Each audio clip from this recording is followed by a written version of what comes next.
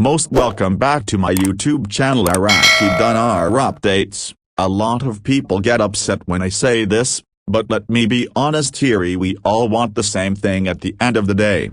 Trust me, I'm no different from you. You think I want to see them delete the zeros and then just change the exchange rate in a way that leaves us empty-handed? No, not at all. That's the last thing I want. Like you, I'd much rather see the zeros stay on the currency and then have a real change in the exchange rate that actually benefits us. Who wouldn't want that? Who doesn't want to be in a better financial situation? We're all here because we're holding on to the hope that something big could happen with the dinar, something life-changing. But the thing is, we also have to be realistic. It's not about being negative, it's about looking at the facts.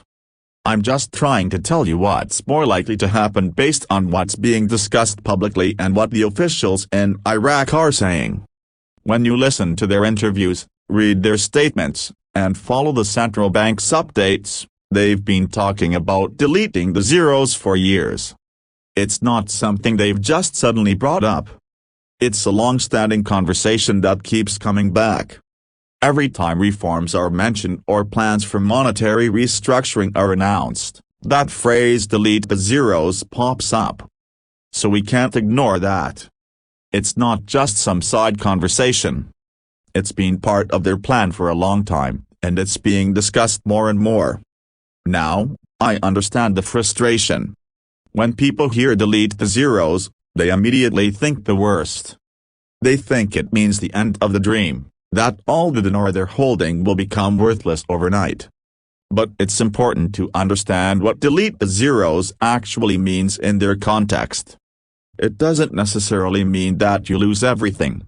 In fact, depending on how it's done, whether it's a redenomination, a revaluation, or both, the outcome could be very different.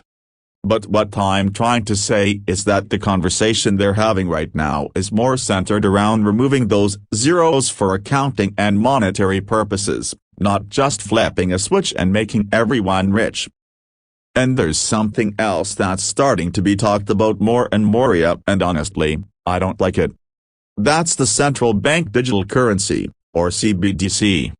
I know some people are excited about it because they think it's the future of money. But personally, I don't like the direction it's heading.